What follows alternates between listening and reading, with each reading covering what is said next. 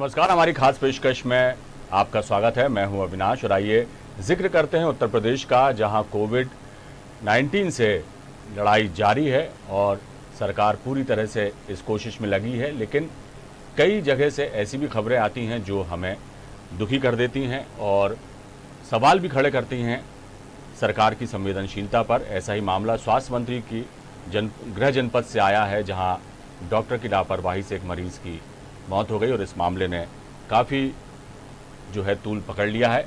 इस खबर पर हम सीधे चलते हैं हमारे स्टेट एडिटर आरसी भट्ट साहब के पास, लखनऊ।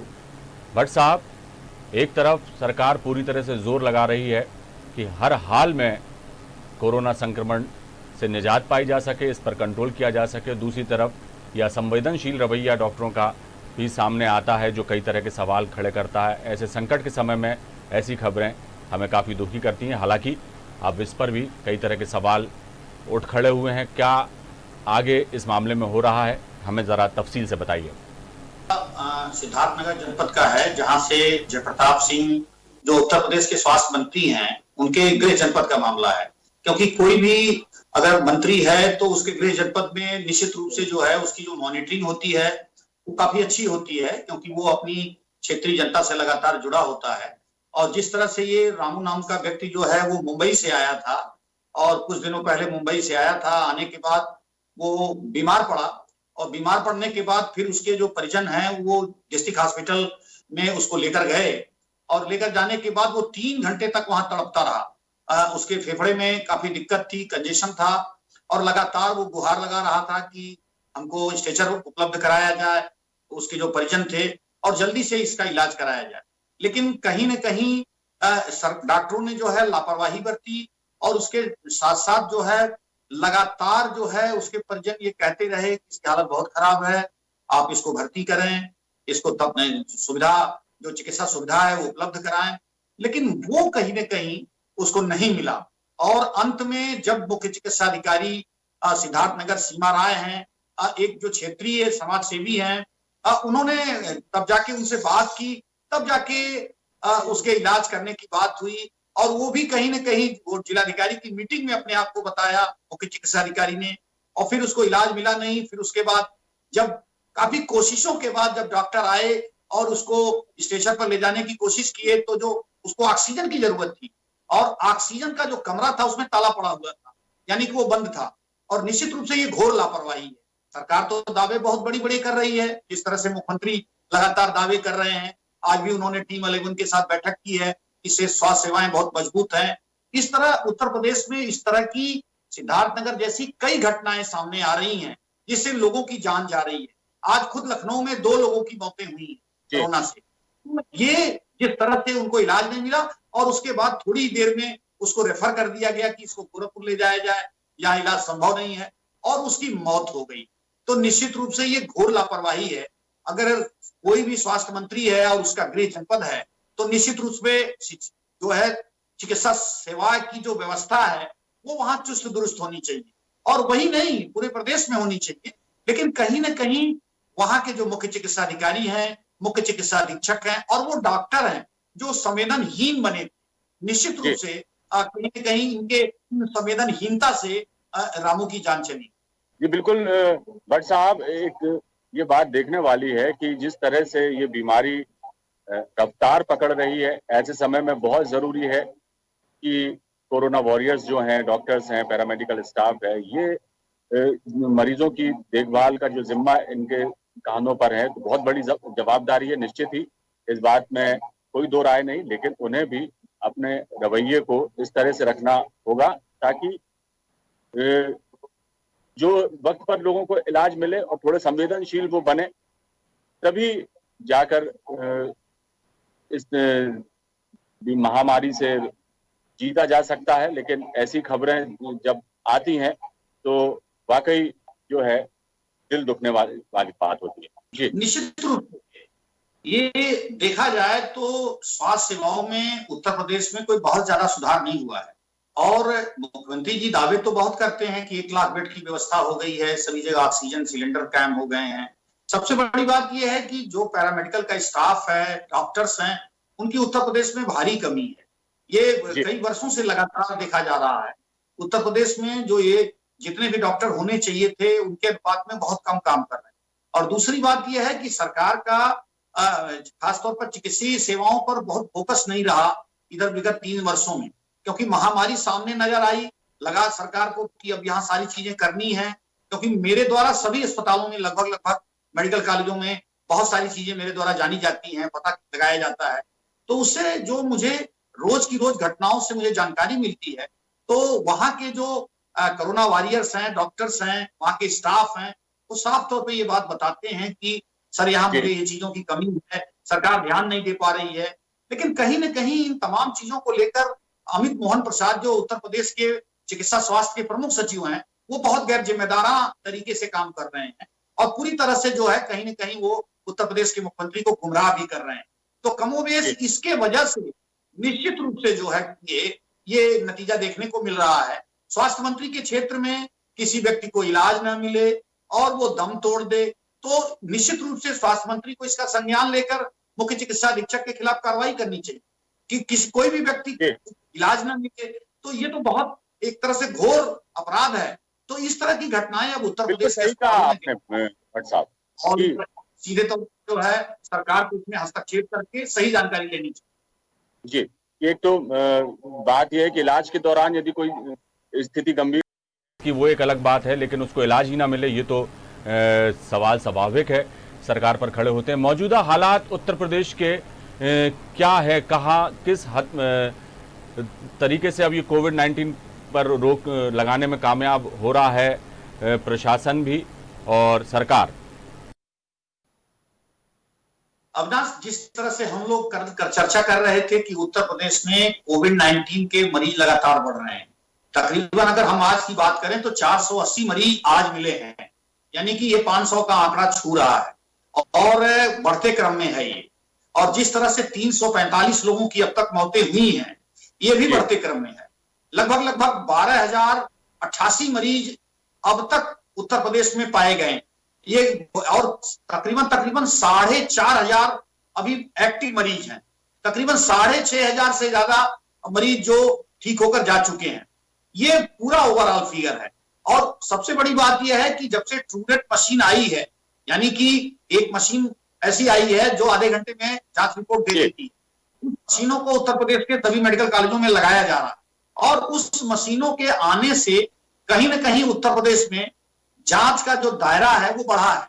आज की जो रिपोर्ट्स हमें मिली है, करीबन 15,000 जांचें उत्तर प्रदेश में आज से शुरू हो गई हैं, यानी 15,000 का आंकड़ा खुल गया है उत्तर प्रदेश में। लेकिन ये नाकाफी है। अगर हम बात करें उत्तर प्रदेश में जिस तरह से सरकार दावे कर रही है कि 34 लाख प्रवासी मजदूर आए हैं, तो जाहिर सी बात है 34 लाख अगर प्रवासी मजदूर आए हैं तो निश्चित रूप से अगर जांच का दायरा नहीं बढ़ाएंगे, 25,000 हर रोज नहीं करेंगे, तो निश्चित रूप से जांचें नहीं हो पाएंगी। और पहले से जो जांचें पेंडिंग है उसके भी रिजल्ट अभी नहीं आ पाए।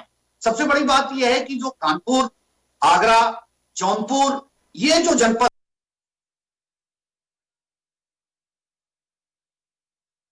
कासगंज, इन तमाम जनपदों में तेजी से कोरोना के मरीज पाए जा रहे हैं। तो ये भी सरकार का एक बड़ी चिंता का कारण है। मुख्यमंत्री का जो गृह जनपद है गोरखपुर की अगर हम बात करें तो वहां भी कोरोना के मरीजों में बढ़ोतरी हुई है। तो सरकार को कहीं ना कहीं जिस तरह से लॉकडाउन में सरकार ने ढील दी है, सोशल डिस्टेंसिंग का लोग पालन नहीं कर पा रहे हैं और जिस तरह से सख्ती अब हटा ली गई है, यानी बैरियर खत्म हो गया है, अब पुलिस वालों को अब कोई तकलीफ नहीं है किसी को कुछ कहने में, अब वो कुछ कहते नहीं है। आप मास्क लगाने का नियम तो बनाया गया है कि 1,000 रुपए की जुर्माना राशि है अगर आप मास्क नहीं लगाएंगे। लोग सड़कों पर पान खा के पीक्स थूक दे रहे हैं, उस पर भी जुर्माना है, लेकिन वो सब कहीं ना कहीं बेमानी हो गई है और लोग उसका पालन करते हुए नजर नहीं आ रहे हैं। आज पूरे देश में और पूरे प्रदेश में इस बात की अविनाश चर्चा होने लगी है कि क्या जो लॉक किया गया है उसको एक बार फिर लॉकडाउन किया जाए, क्योंकि मरीजों की संख्या तेजी से बढ़ रही है पूरे देश में।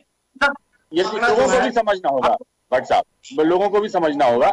सरकार तो अपनी तरफ से प्रयास कर रही है, जैसा आपने बताया कि पान खाकर पीक सड़क पे थूक रहे हैं लोग, यानी कि आदतें बिल्कुल बदली नहीं है लोगों की। वो अभी भी इसकी गंभीरता को समझ नहीं पा रहे हैं कि ये कितनी खतरनाक महामारी है और ये किसको कब चपेट में ले ले कुछ भी इसको कहा नहीं जा सकता। उसके बावजूद भी लोगों को ये बात समझना होगी और बहुत सख्ती से खुद को भी कंट्रोल करके पूरे नियम कायदों का पालन करना होगा, तभी जाकर स्थितियां सामान्य होने की दिशा में उत्तर प्रदेश आ पाएगा। यदि यही हाल रहा तो निश्चित तौर पर सरकार की भी मुसीबत बढ़ेगी और लोगों पर भी संकट जो है ये बना रहेगा। अब देखना है कि सरकार और उत्तर प्रदेश के रहवासी इस चीज़ को समझ लें जल्द से जल्द तो ज़्यादा बेहतर है, क्योंकि सिर्फ सरकार की कोशिशों से ही नहीं, खुद की कोशिशों से भी कोरोना को हराया जा सकता है।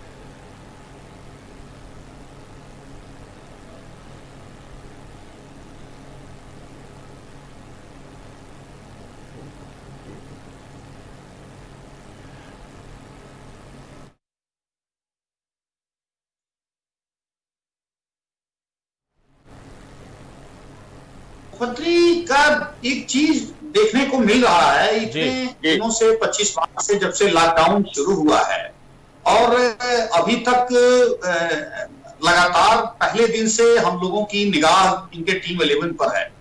मुख्यमंत्री जी जो अपनी टीम 11 का गठन किए, जो महत्वपूर्ण विभाग हैं उनको कोऑर्डिनेशन करने के लिए, लेकिन समझ में नहीं आता है कि मुख्यमंत्री हर रोज कुछ न कुछ जो है वो डिसाइड के टास्क देते हैं अधिकारियों को, लेकिन वो फिर अधिकारी उसका कंप्लायंस नहीं कर पाते। उत्तर प्रदेश के जनपदों में जिलाधिकारी उतनी तेजी से काम नहीं कर पा रहे हैं जितनी तेजी से मुख्यमंत्री की अपेक्षा है। मुख्यमंत्री आज भी के मुद्दों को लेकर और कोरोना के मरीजों की जांचों को लेकर, उसके साथ साथ उनकी व्यवस्थाओं को लेकर आज भी उन्होंने इस चीज को लेकर बैठक की है और उनका इधर काफी फोकस जो है वो चिकित्सीय सेवाओं पर है और नतीजा बिल्कुल सामने है कि जिस तरह से उनका विजन है वो साफ है कि कुछ करने की कोशिश जरूर करते हैं और अधिकारियों को निर्देश भी देते हैं। लगातार अगर हम टीम की मीटिंग पर नजर डालें तो उत्तर प्रदेश के मुख्य सचिव है राजेंद्र तिवारी, वो लगातार उनको ब्रीफ करते रहते हैं, लेकिन उनकी बहुत ही कमजोर जो है वो परीक्षण करने की व्यवस्था है। अब मुझे लगता है कि उत्तर प्रदेश के मुख्य सचिव जरूर हैं, लेकिन कहीं ना कहीं उनकी जो जनपदों में जिलाधिकारी और संबंधित विभाग के जो प्रमुख सचिव हैं उन पर उनकी बहुत कमजोर पकड़ है और वो जो मुख्यमंत्री का विजन है या मुख्यमंत्री के जो दिशा निर्देश है उसको 100% पालन कराने में कहीं ना कहीं वो असफल नजर आ रहा है।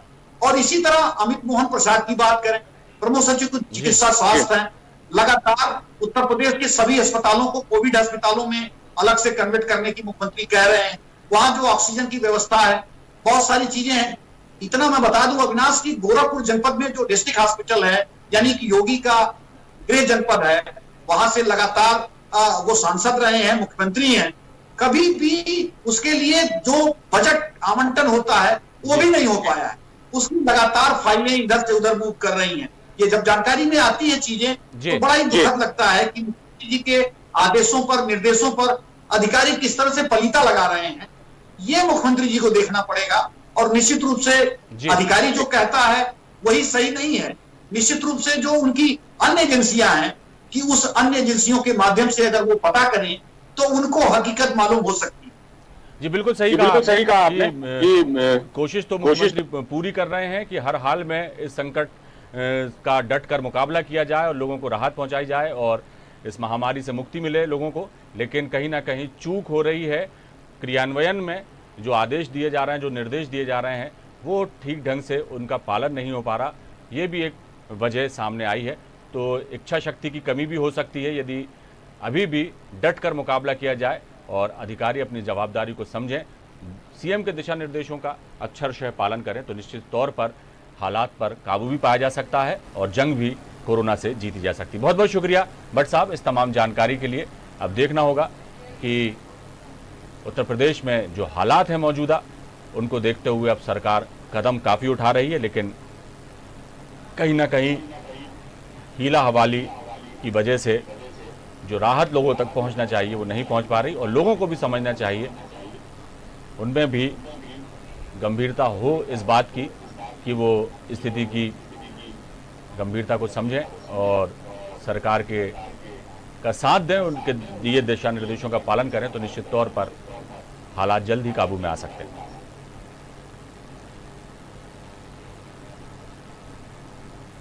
हमारी खास पेशकश में फिलहाल इतना ही। दीजिए इजाजत, आप बने रहिए हमारे साथ। नमस्कार।